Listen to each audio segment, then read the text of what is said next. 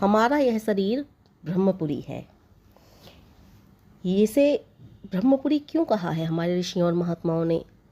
तो वो इसलिए क्या कहा है कि आत्मा को यह शरीर भोग और मोक्ष के लिए प्राप्त हुआ है। इसलिए मिला है कि आत्मा इस संसार के उपभोग के साथ साथ अपने अंतिम ध्येय प्रभु मिलन को प्राप्त कर सके, और वो प्रभु मिलन का ध्येय गायत्री मंत्र के जप के द्वारा सुगम और सरल हो जाता है। नहीं तो इस शरीर का क्या है, बिल्कुल बेकार है ये शरीर। अगर इसमें प्रभु मिलन का ध्येय ही ना हो तो इस शरीर का क्या, फिर तो ये बेकार है, क्योंकि आत्मा इस शरीर में आती है प्रभु मिलन के लिए। शरीर का मूल्य केवल आत्मा के कारण से है। एक बात समझते हैं कि ये शरीर हमने इसलिए श्रेष्ठ माना कि इसके अंदर आत्मा है, क्योंकि इसे ब्रह्मपुरी कहा गया है। आज भी श्रेष्ठ है इसलिए कि इसमें आत्मा रहता है। आत्मा को भुला दो तो फिर वह कुछ भी नहीं। कल आपको पता लगे कि आपके नगर या ग्राम के में जो भारत के प्रधानमंत्री या राष्ट्रपति आने वाले हैं, तो आप क्या करेंगे? सड़कें ठीक कराएंगे, नालियाँ और मोहल्ले साफ कराएंगे, बहुत यत्न से उसे सजाएंगे, कमरे को सजाएंगे, मकान को अंदर तक सजाएंगे, क्योंकि आपके घर में आ रहे हैं वो। आप उसे अधिक से अधिक स्वच्छ बनाएंगे। राष्ट्रपति या प्रधानमंत्री आएंगे तो उसका स्वागत करेंगे, प्रेम से प्यार से इसे मकान में लेकर के आएंगे। किंतु सफाई और तैयारी के बाद यदि आप राष्ट्रपति या प्रधानमंत्री को ये ही ना पूछें, उनसे बात ही ना करें, उनको खाने को ना दें, केवल मकान को ही सजाते रहें, तो इस सजावट का या मकान का क्या उपयोग? कि राष्ट्रपति आ रहे हैं, आपको सजाने का क्या उपयोग? मकान और सजावट का मूल्य राष्ट्रपति या प्रधानमंत्री के कारण से था ना, उन्हीं के लिए तो सजा रहे थे ये आप। शरीर का मूल्य केवल आत्मा के कारण से है। राष्ट्रपति चले जाएं तो उसकी सजावट व्यर्थ है, आत्मा चली जाए तो यह शरीर केवल मिट्टी का ढेर है। अब प्रश्न उत्पन्न होता है कि मकान तो हमारे रहेगा ही ना। हाँ, वो रहेगा, वो बात ठीक है, लेकिन बात सजावट की हो रही है यहाँ। तो आत्मा को ये शरीर इस कारण मिला है कि दूसरे भी शरीर तो दूसरों को भी मिला है, और भी जीव जनावर हैं उनको भी शरीर मिला, लेकिन मानव शरीर का ही उपयोग क्यों है? उनको हम सबसे बड़े श्रेष्ठ क्यों हैं? क्यों मिला है ये शरीर? यह अभिप्राय 9 द्वार और 8 चक्रों की इस ब्रह्मपुरी में आने का है। हमारे ऋषियों और महात्माओं ने इसका उत्तर दिया। आत्मा को यह शरीर भोग और मोक्ष के लिए प्राप्त मिला है। इसलिए मिला है कि आत्मा इस संसार का उपभोग के साथ साथ अपने अंतिम ध्येय प्रभु मिलन को प्राप्त कर सके। यह संसार जिसे हम अपने चारों ओर देखते हैं, ये फल फूल, वायु, जल, ये बरसते हुए मेघ, लहलाते खेत, झूमते हुए वृक्ष, ये सब मनुष्य के लिए हैं। मनुष्य प्राणी इसका उपभोग कर सके, इनको पैदा इसलिए किया गया है, किंतु यह भोग त्याग के साथ होना चाहिए। त्याग कैसा? मैंने इससे पहली वीडियो में बता ही दिया था कि जैसे एक जेल में व्यक्ति बंद है, उसको अपने उस जेल के कपड़ों से भी लगाव है, उन बर्तनों से भी लगाव है, लेकिन जिस समय वो जेल से जाएगा तो उन बर्तनों और कपड़ों को लेकर नहीं जाएगा। इस तरह से उपभोग कीजिए ताकि जेल और के में से जब वो निकल के जाएगा तो उन कपड़ों और बर्तनों से लिपट कर नहीं रोएगा। इसलिए इस तरह से त्याग के साथ भोग करना चाहिए। धर्म के लिए भी ये शरीर मिला है। हमारे ऋषियों और महात्माओं ने कहा, धर्म वह है जिसे परलोक और लोक दोनों सुधर सकें। परंतु लोक और परलोक दोनों का सुधार एक साथ कैसे हो सकता है?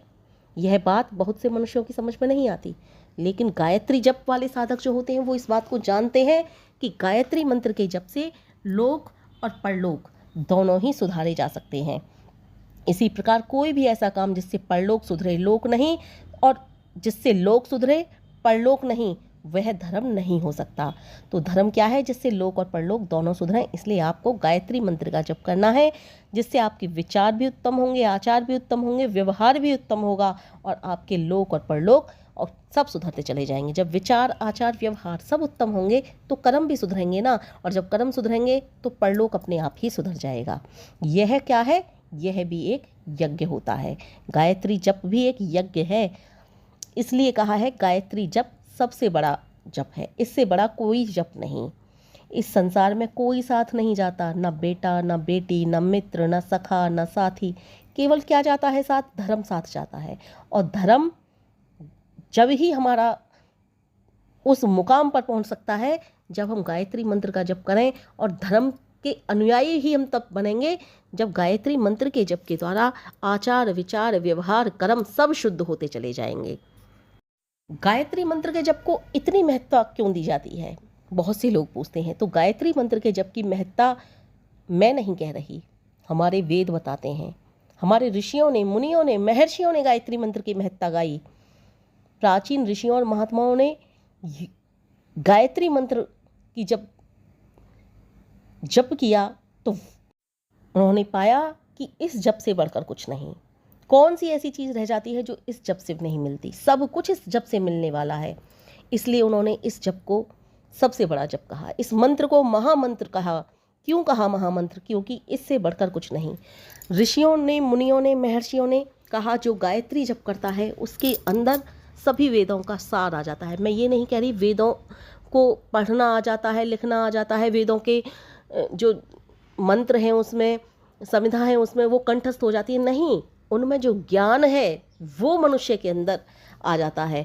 यानी कि गायत्री मंत्र सब मंत्रों का सार है, निचोड़ है। गायत्री मंत्र, अगर आप केवल एक गायत्री मंत्र का जप करते हैं तो संपूर्ण संसार का ज्ञान आपके अंदर आ जाता है।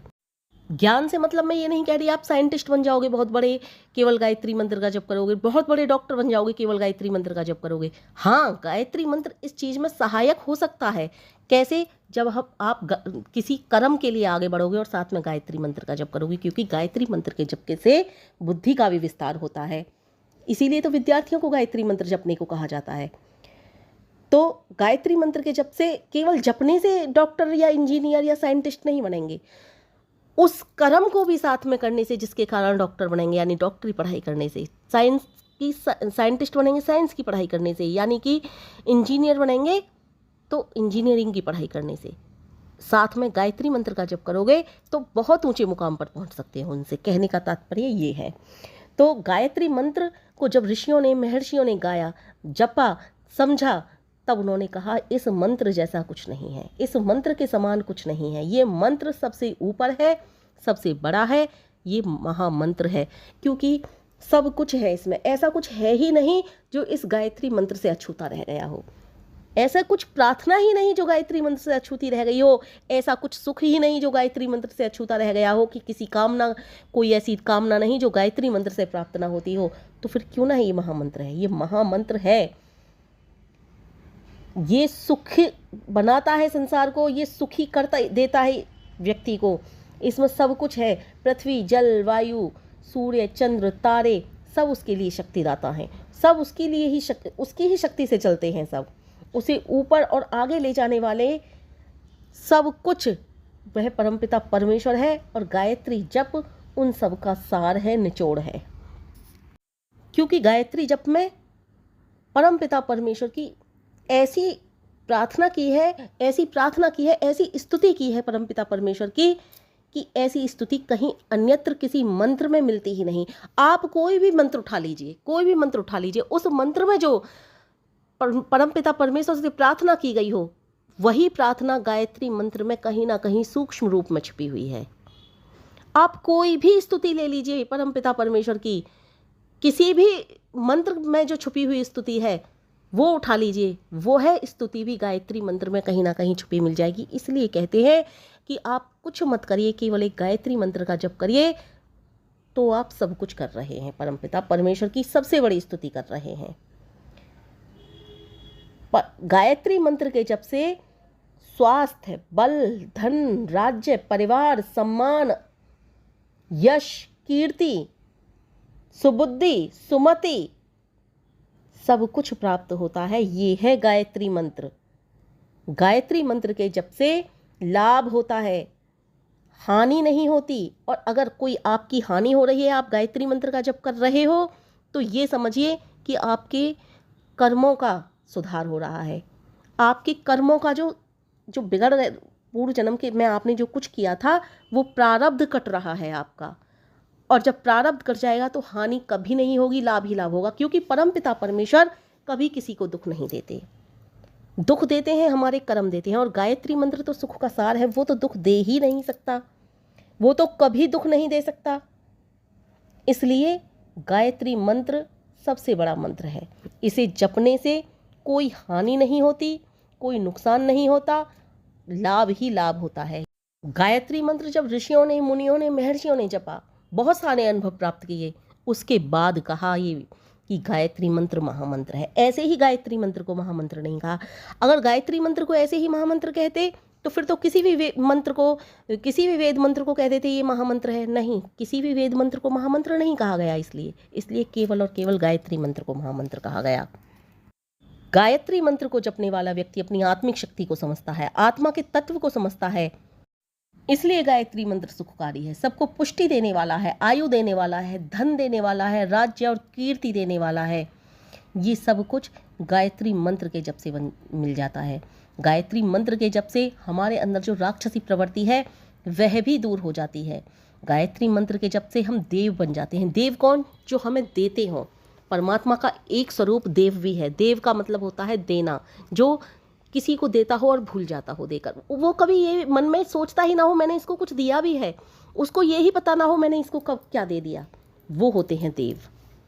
तो परमपिता परमेश्वर देव हैं और वह देव स्वरूप है, इसलिए हमें भी देव बना देते हैं। ये है गायत्री मंत्र की शक्ति।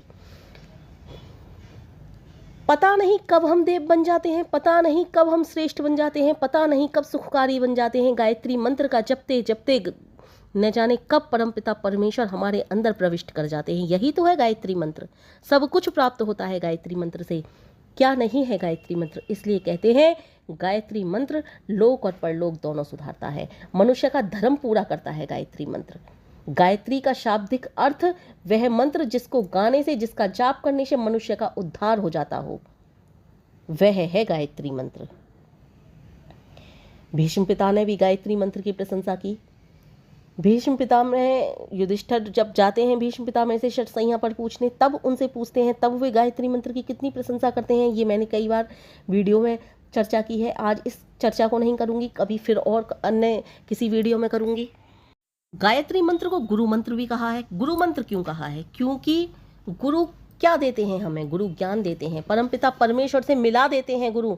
और ऐसा कुछ है ही नहीं जब परमपिता परमेश्वर हमें प्राप्त हो जाएं, जो जिस चीज़ की फिर हमें कुछ लालसा रह जाए। इसलिए गुरु को सबसे बड़ा माना है। कहा है ना कबीरदास जी ने भी, गुरु गोविंद दो खड़े काके लागू पाए, बलिहारी गुरु आपने गोविंद दियो बताए। तो गायत्री मंत्र को गुरु मंत्र क्यों कहा है? गायत्री मंत्र को गुरु मंत्र इसलिए कहा है कि जैसे गुरु अपने भक्त का उद्धार कर देता है, जैसे गुरु अपने शिष्य का उद्धार कर देता है, उसे परमपिता परमेश्वर से मिला देता है, जिसके बाद उसे कुछ भी शेष नहीं रहता। पर्याप्त, सब कुछ पर्याप्त हो जाता है। कुछ भी उसे मिलने की, किसी भी सुख की लालसा नहीं रहती, क्योंकि सब कुछ मिल गया, परमपिता परमेश्वर मिल गया तो उसे। ऐसे ही गायत्री मंत्र भी परमपिता परमेश्वर से भक्त को मिला देता है। जैसे गुरु अपने शिष्य का हर प्रकार का, जैसे कोई मंत्र जप रहे हैं और उसमें कुछ अनुभव हो रहे हैं या कुछ परेशानी आ रही है और गुरु उन शंकाओं का सबका समाधान करते हैं, वैसे ही गायत्री मंत्र भी अपने भक्त की सभी शंकाओं का समाधान करते हैं। वैसे ही गायत्री मंत्र भी अपने भक्त के प्रत्येक अनुभव का उत्तर देते हैं। जैसे गुरु अपने भक्त की सभी अज्ञानताओं को हर लेते हैं, वैसे ही गायत्री मंत्र भी अपने भक्त की सभी अज्ञानताओं को हर लेता है। तो इसलिए गुरु मंत्र भी कहा है गायत्री मंत्र को। गायत्री मंत्र को गुरु मंत्र कहने का कोई छोटा मोटा कारण नहीं था। जितनी भी क्वालिटी गुरु में होती है ना, गायत्री मंत्र के जो मतलब गुरु अपने शिष्य को जितनी भी क्वालिटी दे सकता है, या गुरु अपने शिष्य को जो जो भी प्राप्त करा सकता है, वो सब कुछ गायत्री मंत्र से प्राप्त हो जाता है। इसलिए गायत्री मंत्र गुरु मंत्र भी है। गायत्री मंत्र को औषधि भी कहा है। औषधि क्यों कहा है?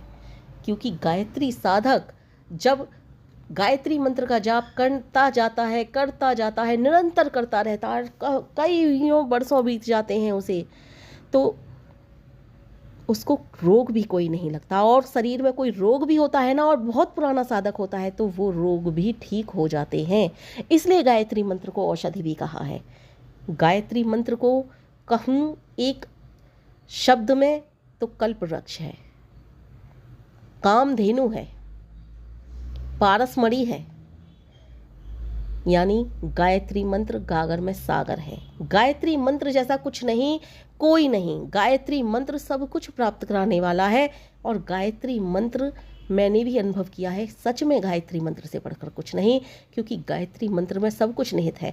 जो व्यक्तियों ने अनुभव नहीं किया वो एक बार मेरी इस बात को माने या फिर समझें कि गायत्री मंत्र का अर्थ देखें, और गायत्री मंत्र का अर्थ देखकर प्रत्येक मंत्र जो आपको याद हो या जिसका अर्थ आपको शाब्दिक अर्थ याद हो, उस अर्थ से गायत्री मंत्र के अर्थ को जोड़ें। कहीं ना कहीं सूक्ष्म रूप में आपको गायत्री मंत्र में वह प्रार्थना अवश्य मिलेगी जो आपके किसी भी मंत्र में होगी। या फिर किसी स्तुति को ले लीजिए, किसी भी स्तुति को ले लीजिए आप, वो स्तुति भी गायत्री मंत्र में आपको मिलेगी।